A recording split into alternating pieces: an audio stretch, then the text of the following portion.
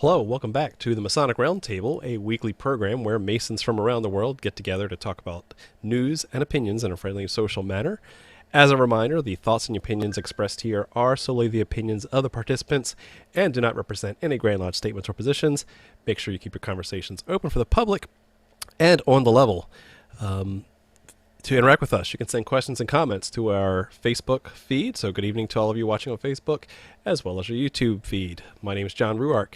I'm a past master of the Patriot Lodge number 1957 in Fairfax, Virginia. And I'll hand it over to Robert for his introduction. And go ahead, Robert.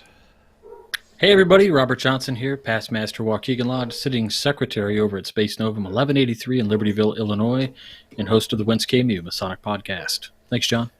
Thank you, Robert. Next up, Jason Richards. Hello and good evening. Hello and good evening. Jason Richards here, past master of Acacia Lodge number 16 in Clifton, Virginia, and member of the Colonial Lodge number 1821, in Washington, D.C.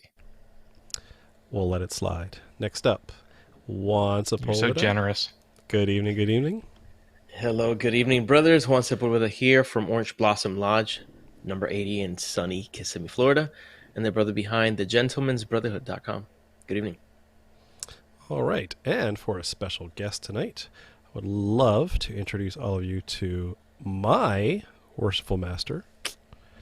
At least that's what he wants me to call him. This is Worshipful Stuart Poole Master, current sitting master of the Patriot Lodge number 1957, and also the associate historian at the House of the Temple. So good evening. Good evening, Ad. Thanks for having me. Good stuff. So, introductions aside, let's go over to thank the patrons who's been supporting the show. Thank you for all your support and for keeping this the show in the air. And more upgrades are coming because we gotta do something about Jason's look. We're actually gonna send Jason some hair clippers to improve his COVID hair. So stay tuned for. Look at that stuff. Looking at him. All right, Emo Lodge 16. Yes, 666. Okay, let's go over to tonight's topic. We wanted to address one little thing that surprisingly we didn't have any back issues of after 316 episodes. We want to talk about the history and the beauty of the House of the Temple in downtown Washington, D.C. And so when we started kicking around the idea for a more historical episode, so I could think of no one else better than Worshipful Poole to kind of go over the history, because as we were talking in the green room, Stuart, about how many tours of the House of the Temple have you given? I think we stopped counting at around 800 when we were talking about my intern years. We didn't go into my full-time Your professional service. right? So probably over 1,000. We're, a lot of steps. Right. So To include giving tours to all the brethren who came to TMR Con in 2017, right? That's That's right. true. That was a great tour. So if you went there, then this is the same guy with more beard. Yes, yeah. more beard. But so we're gonna start playing Stump the Chump at the end. So we'll start asking you really hard questions you don't know the answer to, and just see how well you can stay on your toes. Because again, you've done this about over 1,000 times. It should be no hard thing for you to do. With that, I'm just going to hand it right over to you, Stuart, if you want, and just kind of walk through, for anyone who doesn't know, the first thing about what or is or where the House of the Temple is. Take it away. It's all yours. No problem. Well, let me first start off by saying hopefully Arturo de Hoyos is not one of your fervent watchers, because he'd probably say that he'd be better suited to talk about this topic than me. But I won't tell him if you don't. So for those of you who don't know, what the House of the Temple is the headquarters for the Supreme Council of the Southern Jurisdiction for the Scottish Rite of Freemasonry in the United States of America. We control everything south of the Mason-Dixon line and west of the Mississippi. So, we control the 35 states, Puerto Rico, but then we also do control, as far as our orients and valleys go, Guam, Taiwan, and South Korea. And So we have a pretty wide range, whereas the northern jurisdiction has those northern 15 very densely populated uh, states up there in the northeast. Now, the building was we did the groundbreaking for the House of the Temple on October 18th, 1911, and we finally opened it up to the public on October 22nd, 1915. For those of you who have seen the building, to me, that is probably one of the biggest miracles of all with this building is the fact that a building of this stature and this magnificence has was able to be built in almost exactly 4 years. I've seen other buildings; it seems like they take 10 years to be put up in the DC area around here. Now, prior to the House of the Temple being built, we did actually have uh, a building down on Third Street. 433 Third Street was where that was. The building no longer exists. It's down there, kind of adjacent to Judiciary Square, and but they wanted a building where they could house the biennial session that the Supreme Council holds every 2 years, which is our big annual meeting. It's where they elect officers, elect new active sitting council members if they need to, uh, and hold the general business meeting and allow the jurisdiction to find out what they're going to be doing for the next 2 years. Prior to the House of the Temple being built, they would move it around. So if you look at some valleys, my valley, Valley of Alexandria, has a lot of little medals for each biennial session, and some of them will say, biennial session 1898, held here, and wherever it might have been held. But they wanted to kind of, firm down, we're going to start holding it here in DC, forever. And so they built the House of the Temple. One of the most frequently asked questions that I get on the tour is, how much did the House of the Temple cost? And this is not today's number. Back then, it cost roughly around $1.2 million to erect the House of the Temple. And it was about 600,000 on the inside, about 600,000 on the outside.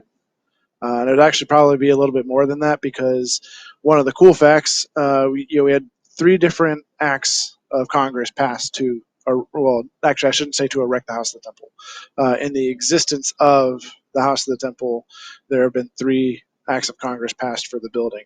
The first one was to help erect it, which was we actually got permission from Congress to extend the railroad 3 miles from Union Station directly to what's now 16th and S to bring in all of our building materials, because in 1911 they didn't have any big commercial size freight trucks or anything like that. So they actually had to lay down the track on the road, bring in all the supplies, and once all the supplies were brought in, as the train left, they just kind of picked up the track and left. So it's really cool. There's a picture in the House of the Temple libraries. There's a big panoramic picture, and it looks like it's just a big field of green grass, and it's actually going through what was then DC, because back then it was still primarily a congressional district, and there weren't really any residential housing. That all came up a lot later. And there's pictures of the building of the House of the Temple, seeing it erect from the ground, and there's just nothing around. It's really cool to see pictures of DC prior to it being, what we know as DC today. So the Grand Commander that was kind of in charge of it was Grand Commander Richardson, and unfortunately, he didn't really get to see the fruits of his labor. He died a few months prior to the building actually being completed, which really sucks. But the building and all, the architect that the Supreme Council chose was John Russell Pope.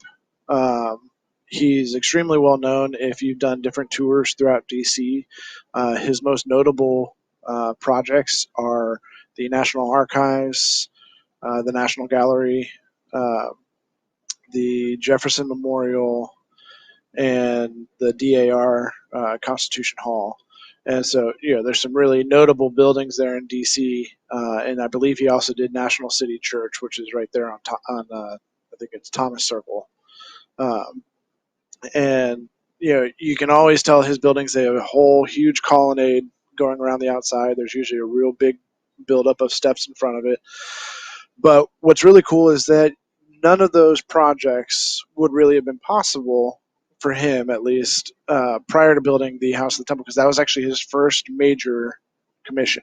Prior to doing the House of the Temple, he did private estates, small buildings, and really didn't do a whole lot of large scale commissions. And Pope himself was a student of ancient architecture and ancient architectural design. And so, his background was in studying Egyptian, Greco Roman, and Phoenician architecture, which, those of you in the Scottish Rite know that it does, feed into some of the degrees and some of the symbolism that we had. And so what's really cool is, we didn't ask him like, oh, we need you to put in, all of this because this is important to our organization. But he built this monolith that really holds so much symbolism to Freemasonry with, but it was more so him designing something of the time. Because that time period in architecture is known as the early American classical revival. And so that's when a lot of archaeologists were discovering these ancient temples and tombs, and everybody was getting to see these for the first time, even though they've been around for thousands of years. And so they wanted that kind of instilled uh, in their architecture. There was So, still a little bit of Art Deco added in as well, right? oh, there was tons. Mm-hmm. He added in a lot of stuff. We actually in the atrium, along the walls behind the columns that are in the atrium, there's big, huge bronze plaques that have symbols of some of the degrees. Um, and so, it's there's a lot of stuff that he did add to be specific to masonry and specific to what we wanted symbolized. But there's also a lot of stuff that were just him being like, oh, putting this little lion head at the end of the railings, that's what some of these, old, Phoenician and, Greco-Roman buildings had. So, these would be, really cool to put here. And so it's just the minor detail that he put in is just phenomenal. What's really cool, I mentioned that he did all these other great buildings, but our building is really his, architectural baby, his pride and joy, because most of those other, big, huge projects, he really only did the exterior, maybe a little bit of interior, but he designed every aspect of Freemasonry, of the House of the Temple, even down to the benches and the wooden chairs and the tables that are in the House of the Temple. That's awesome. Yeah. So when you first come in, you have these, this big, huge marble table in the center of the atrium. For those of you that were there for the Esotericon, and you have the on the very front of it has the Latin phrase "Salve Frater," which loosely translates to "Greetings or welcome, brother." So it's supposed to be the first welcoming image that everybody sees, but especially our members who helped pay for the building and help pay to keep it operating, and uh, for the running of the day to day. Now, that table itself, Pope actually modeled after a table that was found in the ruins of Pompeii.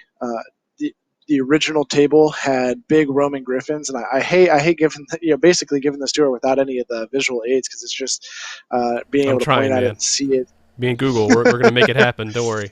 All right, sounds good. Some of the original table legs were Roman griffins, so they had these big blockish, lion heads and everything. But this is where Pope did change some of the stuff to symbolize the Scottish Rite and Freemasonry. We wanted it to symbolize us, so he, rather than having the Roman griffin, he actually altered those carvings a little bit to have the double-headed eagle with the crown over it for the 33rd degree on either side of the table leg. And in between the wings is where they have that Latin phrase "Salve Frater." Um, And now, probably one of my favorite parts uh, in the atrium there, you have these two big black marble statues sitting on either side of the grand staircase. Those guys are actually about 15 years younger than the rest of the building because originally John Russell Pope wanted to order black Belgian marble to have those statues made out of because of the beauty of black Belgian marble. Those of you who know the differences between marbles, I learned this as an employee here given the tour. Black Belgian marble is extremely black, almost no imperfections in the stone, and just really absolutely beautiful. But it was also extremely expensive. You had to order it from Belgium and have it shipped overseas by boat, all this stuff. And so they knew that you could find black marble in the States. So it took a while. They found these two slabs up in Vermont. It's called Champlain black marble, so it's more of a dull-ish kind of charcoal black, and it does come with some imperfections that you see if you come to visit the grand altar up in the temple room. Has this big crack of white going over one of the corners. Still absolutely beautiful, but it just tends to have these imperfections, which I personally, kind of think resemble masonry more.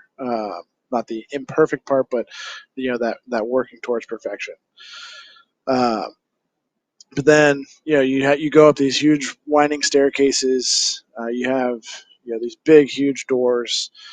The Tyler's chair is actually carved into the marble around the staircase.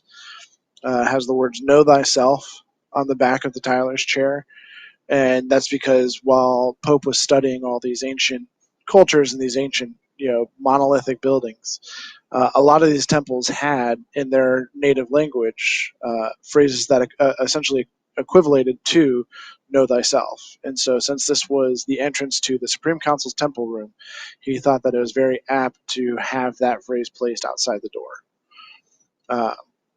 And then the big doors that lead into the temple room are these huge 300-pound oak doors that are bound in leather and then hand studded with these little brad studs, and they're just absolutely gorgeous. But what's really cool about them, and that we use the same technique with the big bronze front doors, is the hinges that are placed on these doors. All of the weight of the door is actually housed on the center hinge, and then just kind of held in place by the upper and lower hinge. And so what that does is it takes that 300 pounds and basically eliminates it all. You can open that door and push it closed with the push of a finger. Now, like I said, we use the same technique with the big bronze front doors, but those do have some heft to them. You put some weight into it to pull them and open them and close them, because rather than 300 pounds of solid wood, those are each, I believe, 3,000 pounds or 2,000 pounds of solid bronze. So pretty heavy duty doors. There's a zombie apocalypse, go there. They're not breaking through. So it's got a moat, defensible. Now, that the room itself is probably one of the most impressive Masonic rooms I've ever been in. I have yet to still go to, some of the ones like the Egyptian room at the Grand Lodge of Philadelphia, or some of the more elaborate rooms in the Grand Lodge of New York. So I can't attest to being in there and saying that I think they're more magnificent than that. But this room from the altar to the top of the skylight is 100 feet. It's got a huge arched dome, and then it's got huge windows on every side with bronze doors, which were actually part of the air conditioning back in the day. One thing I found out recently, and I'll tell you, I learned something new about the building, regardless of how long I've lived there. Pretty much every time I give a tour, which is why I do still love to give tours to this building. I think it was back in December when I was there for Colonial's installation. I was talking to our grand organist, or actually, I was talking to someone else, and our grand organist is nearby. When you're looking at the walls in the Supreme Supreme Council temple rooms. It looks like it's carved stone that you're looking at. But what they actually did was several years ago. I don't have an exact date, but a few decades.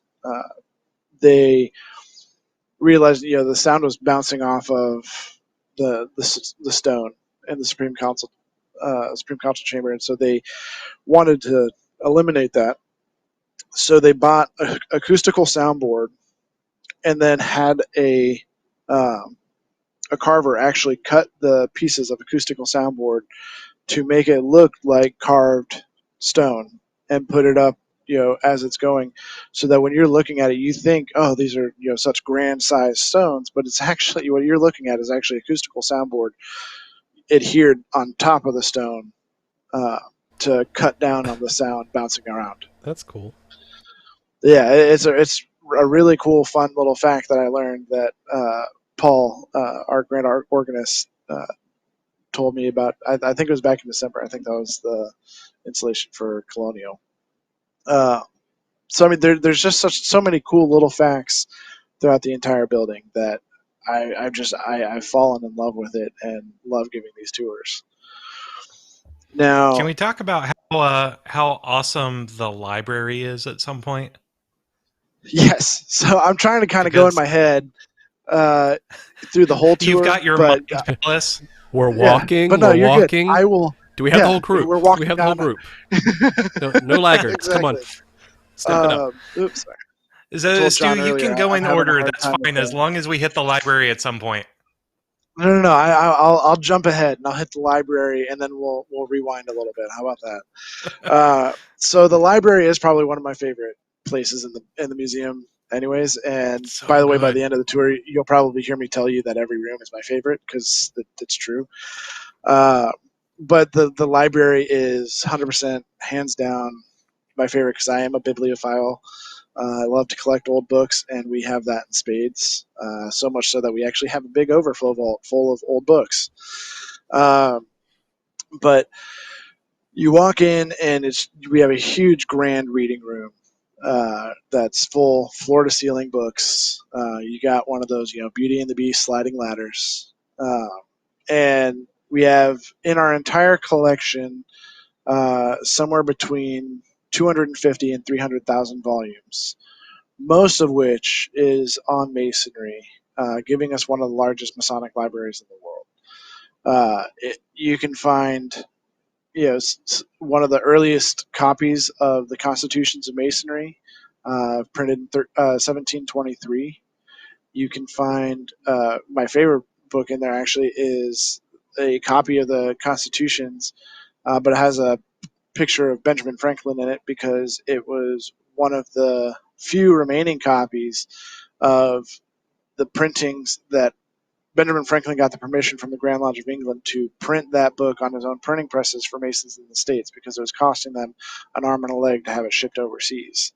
And so he actually printed it for Masons, and it was actually on his own printing presses. He did it himself.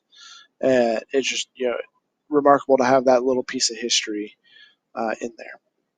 One of the non-Masonic collections that we have in there is actually the oldest volume in our collections from 1425. We were told in the tour script to describe it as a dictionary that translates, a Latin to German dictionary, but it's really more of a traveling phrase guide that you buy when you're going to another country because it translates common phrases from Latin into German. Not necessarily a dictionary, but I guess that is still the definition of a dictionary. But really cool. It's about yay thick. And we have tons of other stuff. We have the Bible that was used for George Washington's last rites at his funeral. That one actually doesn't belong to us, but it belongs to Federal Lodge number 1. We hold on to it and take care of it for them, though, because they don't have the facilities to do so. Has a pretty cool presentation box that it's carried around in. So I don't know, Jason. Was there a specific portion of the library you were want me to hit on? The books.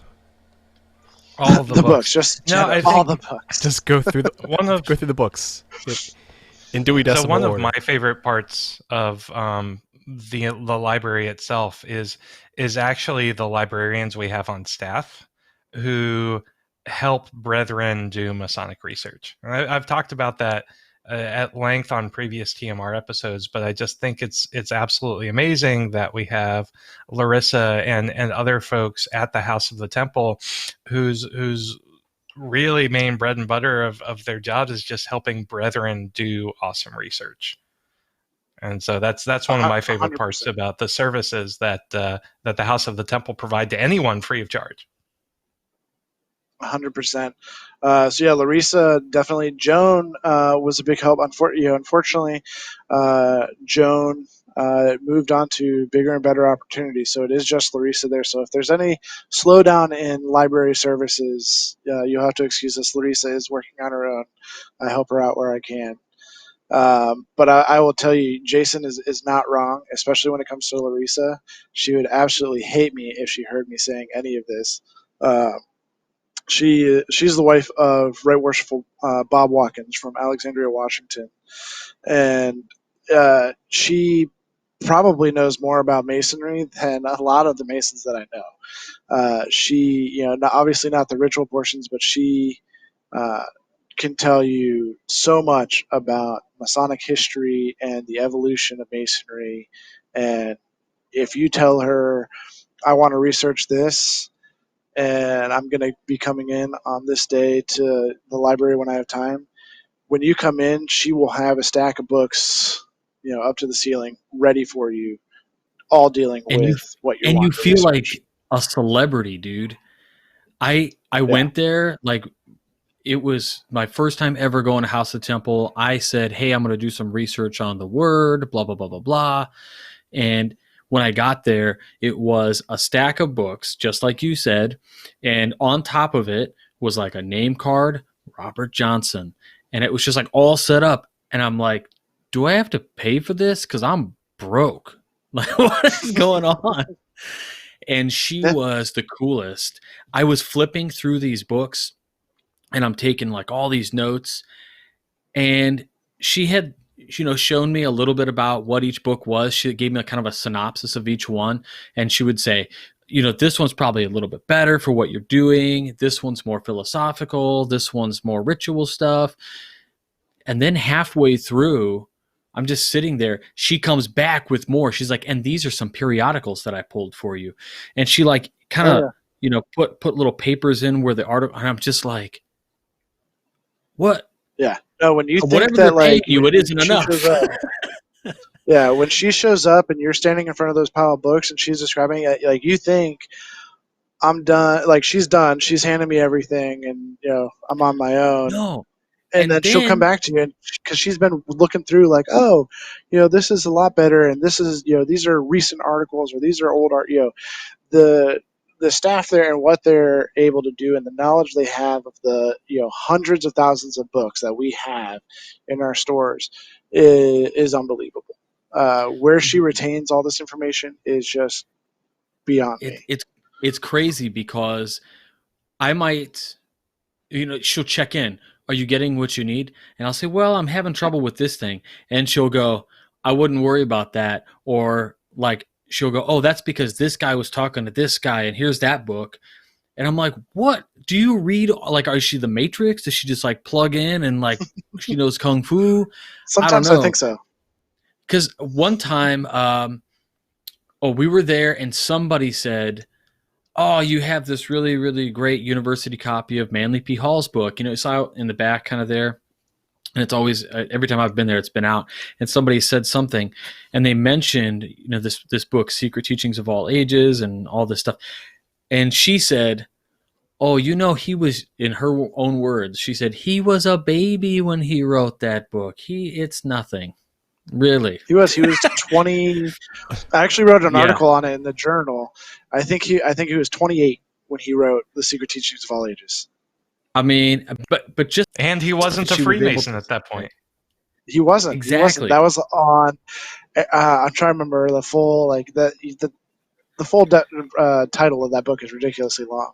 It's It the is, yeah. Encyclopedic Aromatic Kabbalistic Freemasonry Encyclopedia or something like that. Yeah. Subtitled "Secret Teachings of All Ages." Yeah, exactly. Probably one of the But coolest books we have in there, actually. all the plates are really cool. And then is it I don't mean to hijack this. Clausen gives him his 33rd on site or something, right? I think. He joined, and it was later on, but yeah, he did kind of circumvent a couple of the things, I believe. Yeah. I'd have to look back at it again, but Clausen, what a great guy. Clausen was an amazing dude. But yeah, I mean, the library staff, the collections that we have, and I mean, we have. If you're looking for something from your state, even if it's Grand Lodge stuff, we have pretty up to a certain year. We have almost every year's transactions from every Grand Lodge. That's helpful. Yeah, because I know that. Is this true? So here's my question: is like I'm huge on civics and kind of education, public education, all this stuff. So I heard it. I thought you said it that it's like it was one of the first, or there's some kind of a weird, really amazing thing about the library there. Like it was the first public library or the longest running public library, or no, yeah, it was not the one there at the House of the Temple, but the Scottish Rite under Albert Pike opened the first public library in D.C. When Albert Pike came up to D.C. to serve as Sovereign Grand Commander, he realized that the only libraries in D.C. were the university libraries and the Library of Congress, and then at that point, the Library of Congress membership to that was primarily just for Congress and their staff. It wasn't just, oh, I'll apply, I'll get my card in the mail, and boom, I can go and look at any book in the Library of Congress like it is today. So, you had to have a membership to those libraries to go. And Albert Pike he was a school teacher, a philosopher, he was a self-taught lawyer, and his life and pride was books and reading. He absolutely hated that general citizenship didn't have access to a library or to read or to books. So he wrote home and had a small portion, and when I say small, it's gigantic, it shipped up to a small portion of his personal library shipped up to DC, and allowed people to come in and read the books there in the building, use it for research, use it to learn to read, use it to read, whatever their purpose might be, they could do it. He opened. It was under him, and so we've continued on that tradition of allowing our as a public research library now. So typically we do request that you be coming in for research, but it is open to the public. You don't have to be a Mason. You don't have to have a library card for the Supreme Council, and we help anybody and everybody that comes in with whatever they're looking for. And I love that, man. That's huge. To me, it's one of my favorite parts about that library is that publicness, and it also kind of helps dispel that, oh, it's a secret society, they're keeping all the secrets, we're not allowed to know. So, no, come in here. You want stuff on the ritual? Here's books on the ritual. It's not the ritual, but it's books on the ritual. And it really kind of dispels that, or helps to dispel that disbelief in Masonry. So that is one of the really cool aspects of our building and of the library and what Pike did back in that day. Now, I will say, unlike a lot of libraries, we don't allow people to check out our books. And that actually kind of comes down from Pike. Pike, to probably misquote, but as a paraphrase, said the quickest way to lose a book is to loan it to somebody else. And How it's true very that true. is. You loan a book and it never comes back. So I'll get it back to you, Jason. I promise. I'll get it back to you. It's I'm yours. gonna give it to you on Saturday, just so that way we can end this long running joke. Just squash it. Well, see, Talking now I'll about have to cool come back stuff. on. Can you give us a little insight into the air conditioning situation with the House of the Temple? Because I know that it's a very clever design to Yeah. economically keep it cool. Right. Cool in the So winter, yes, warm in the you're summer. talking about the exactly right. Yeah, it doesn't work as well as it used to, or at least that's what I've been told. Um, no, but it is cool. So when Pope designed it, so when I mentioned earlier, we have a moat around the building. It's true. We have these two real deep trenches on either side of the building. It doesn't fully loop around, but what that is actually, nowadays we use it. That's where we house a lot of the big fans for the current day air conditioning. But back then, that was actually built because that trench would draw in cold air into the building, and then we had a big central fan in the basement that would basically suck in all of that cold air and then pump it through the building, culminating up in the temple room. And so when I was talking about the temple room, I mentioned that there were brass doors on either side. Those would actually be opened, and the original oculus to the dome could also be opened a little bit, and so all the cold air would flush up to the temple room, and then actually it would all just get pushed out of those doors and the dome, and it would keep the building fairly cool during the summer. And they'd shut it off and it'd keep in the heat because those stones are real thick. They're several feet thick actually, so much so that the building itself didn't really do a whole lot of movement during that big earthquake we had several years ago. Um, but I mean, it's just one of those monumental designs. You wouldn't think of it as anything significant. Oh, just open a window, whatever. But no, he had this whole system built to bring in cold air naturally into the building, and then a fan would force it throughout the building because they didn't have air conditioning when they built it. That concept didn't exist. So this was how they did it. And now years ago, for some reason, when they had to replace the Oculus, it was replaced with a solid plate Oculus, and so it doesn't open anymore. So now that hot air will just kind of drop back down. Uh, so it doesn't work as well. We do get a nice cross breeze for those of you who have attended Colonial Lodge during the summer. It's actually one of the reasons they don't. Jason, remember they don't meet during certain summer months, correct?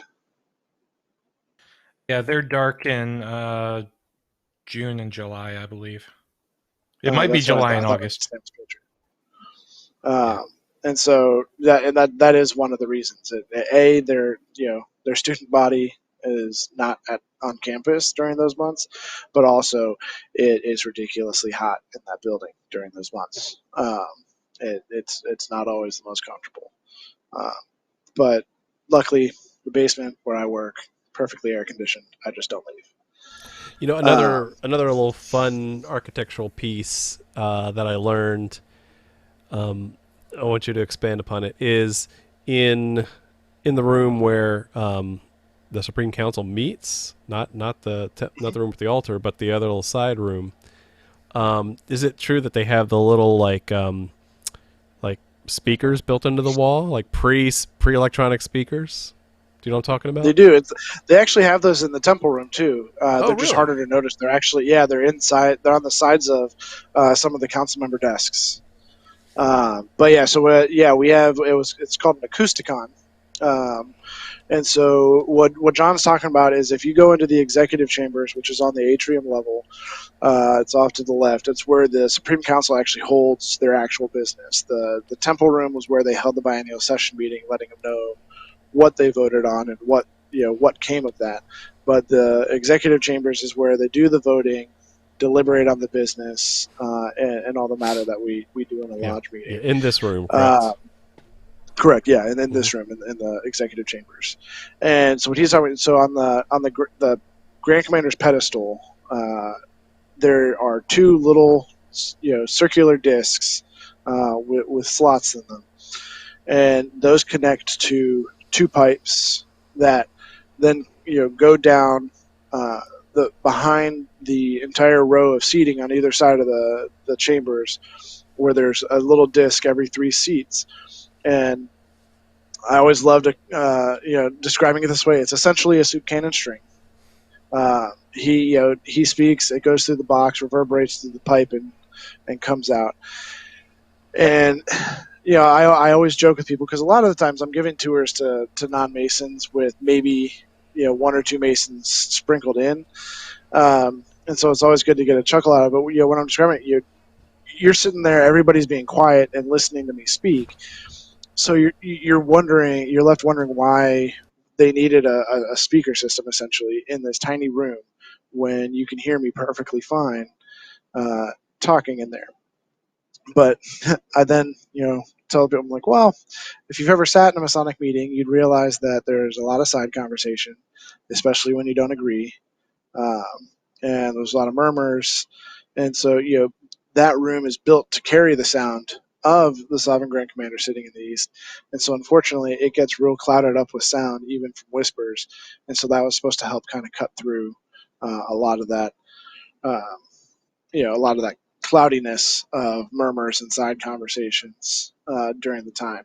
Now, unfortunately, if you've met some of our past Grand Commanders, such as you guys were talking about Clausen earlier, uh, you know, Ronnie Seal definitely. A lot of them were fairly tall gentlemen. Not all of them were short and stout like Pike was.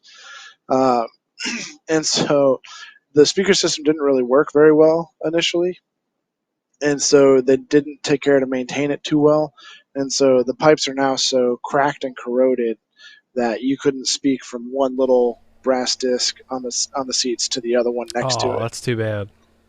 Yeah, it's just it's one of those things. Like, we tried, technology didn't work. We try to be innovative. Sometimes it works, sometimes it doesn't. Uh, and I'm sure they had a deliberation on that, like we deliberate about Wi-Fi now. But that room is also just fantastic. There is so much symbolism in that room alone. The throne is essentially a throne. It's built to resemble the east of King Solomon, and so it has a whole lot of drapery over it, and it's just such a beautiful room. But there have been 3 changes to that room.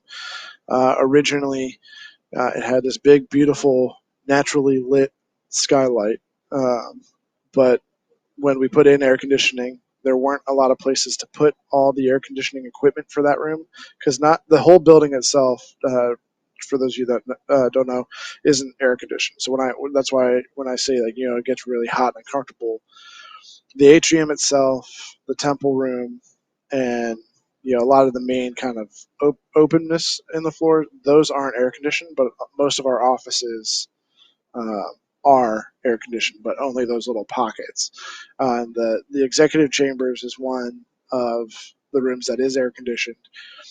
And so when they put in the air conditioning for that room, they didn't really have anywhere to put it because they wanted to maintain the aesthetics of the building. Um, but they didn't want to ruin the integrity of the interior of that room. So what they did was they actually put all the equipment inside the ceiling of the room, and it caused a lot of pipes and wires to cross over top of the skylight. So they laid down a metal sheet and paved over it essentially, and put in the artificial backlighting that we have in there now. But really, it's really cool still to see. We light it up.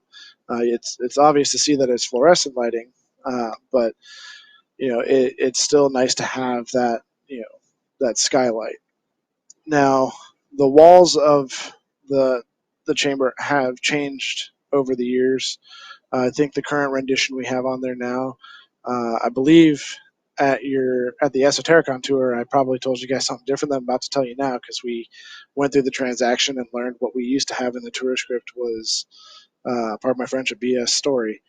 I think that we heard the current rendition was done sometime in the mid '70s, and according to our transactions. But before that, it had been painted several times since the original rendition of the building. And so right now we have these beautiful. It looks like the walls are made out of marble. You have these big, marble squares inside these rectangular frames. But what most people don't realize when you first walk in is that those were all hand painted to look like marble. It wasn't, we didn't want to pay the money to actually put marble up on the wall, though we did elsewhere throughout the building. Um, and so they had a hand painted plaster and everything. Unfortunately, not long after they repainted it, that rendition, there was a water pipe that burst behind one of the sections of the wall. And so when you go in there nowadays, you see these beautiful, purple marble squares. But then one of these frames, there's 4 frames on either side.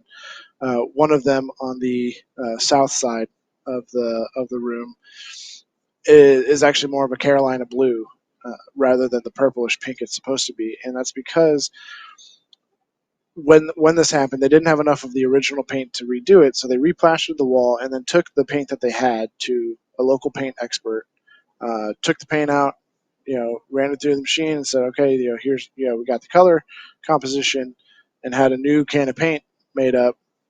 But what nobody realized or took into account was that from the time it was painted the way it was at that time to when the pipe burst, they had kind of universally changed the chemical composition of paint.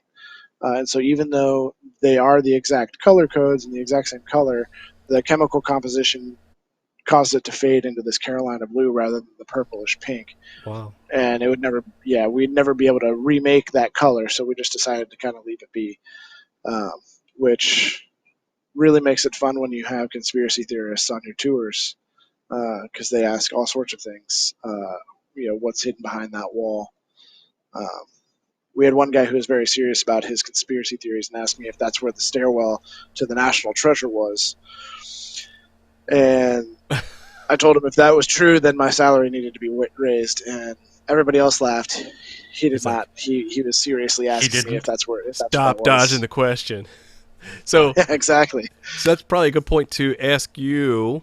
What do you think is either? Well, I'm going to ask you 2 questions as kind of like your wrap up one is, what's to you the coolest, like really crazy fact about the temple that like most people don't know about, even if they've gone on 1,000 tours, and then what is the strangest question you've been asked?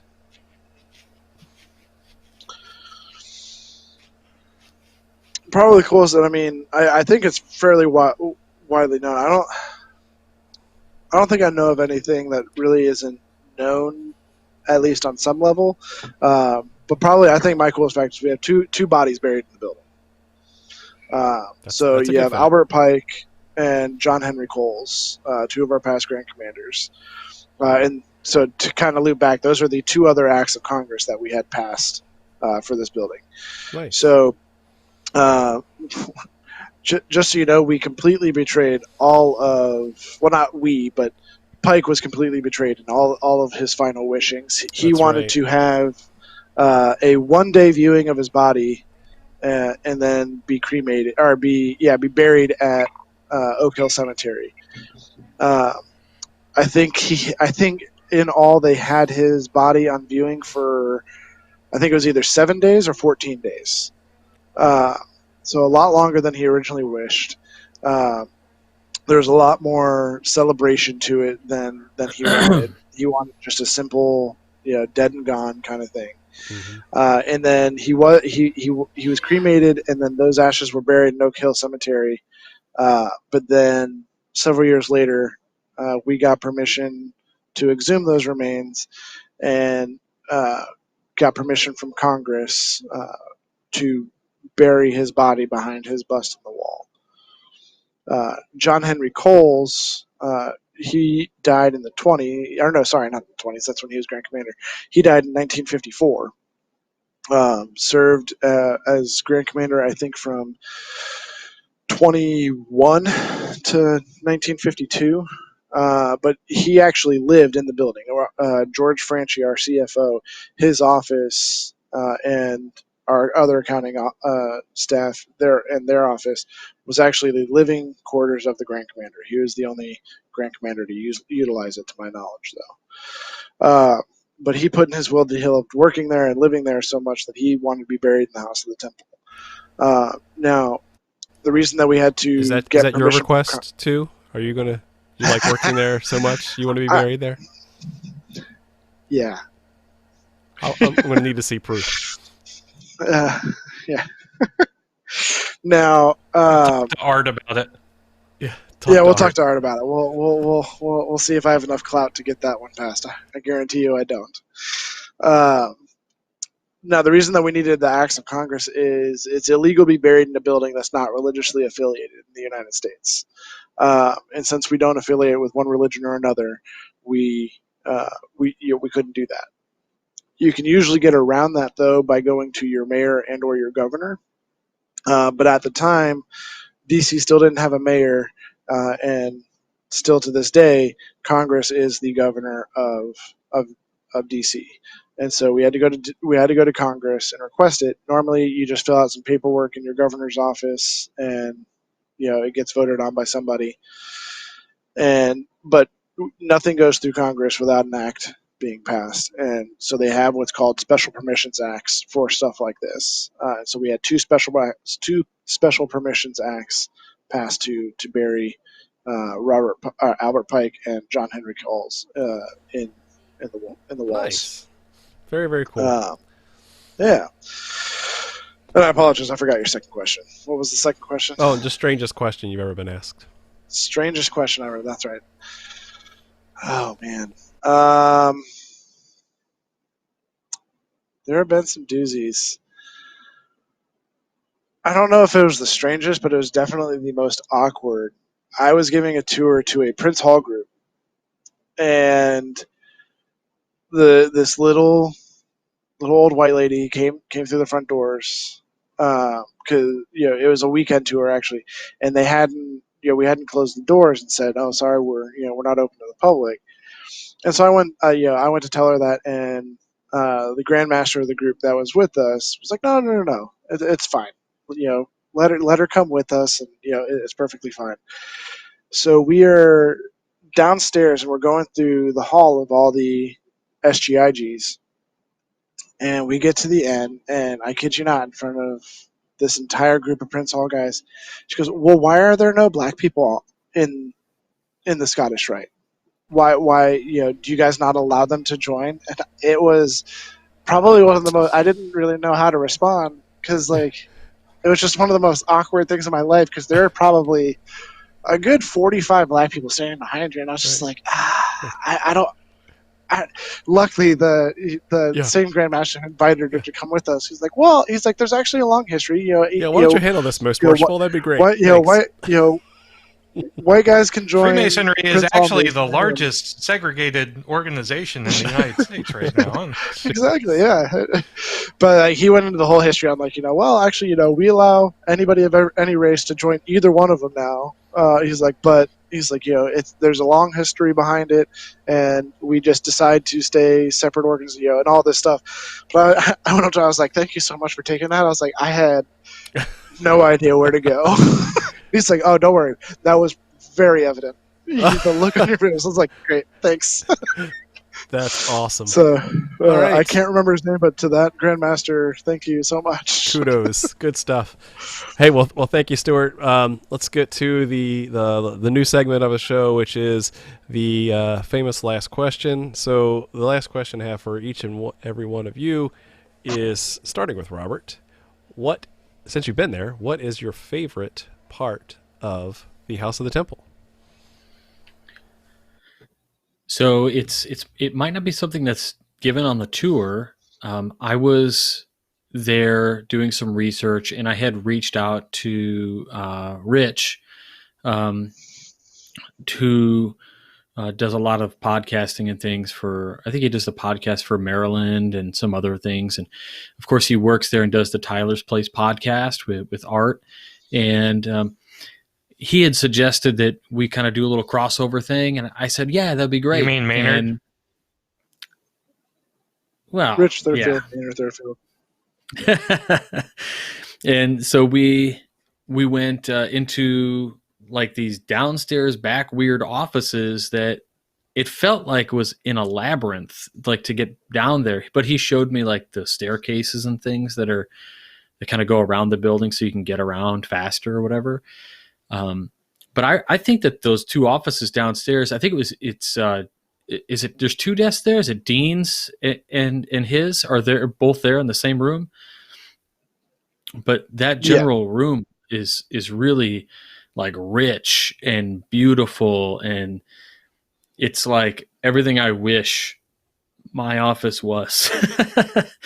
Really, really cool. So to just be able to, I mean, I don't know how you feel about it, man, but I mean, well, you've been there a while, so you must love it. But working in such a place, even in the crazy hot summers and everything else. I mean, I'm a city guy, so I like walking and I like being in the city, and the hot of the office and all these things. It just kind of makes, for me, I don't know, just kind of this perfect, I don't know, romanticized, awesome job place to work.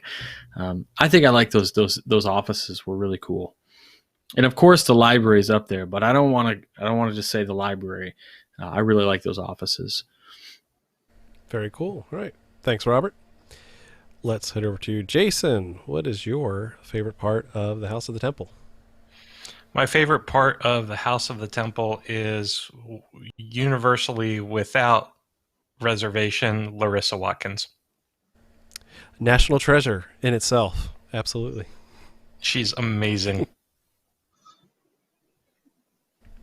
All right. No further discussion on that. Let's head over to Juan for your favorite part of the temple.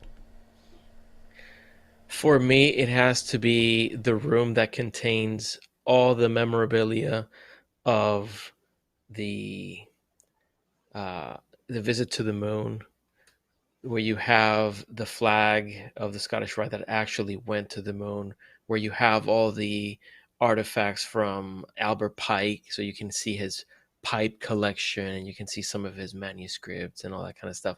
I could have spent hours just looking and reading every little placard next to it, but because I was going with a group, I was rushed through. I'm like, but I wanted to read that.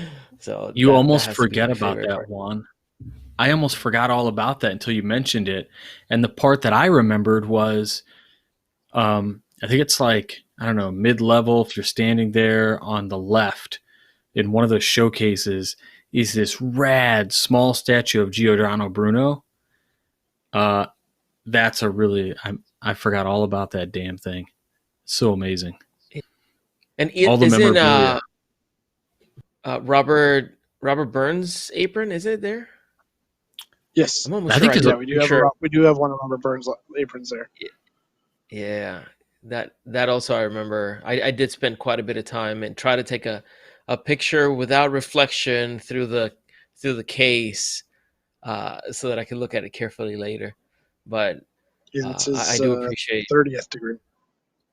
Nice. Yeah, so yeah, that has to be, that's my favorite part. Even though everything else is beautiful, but it's just the richness of the story that's contained within each artifact that I'm a sucker for that.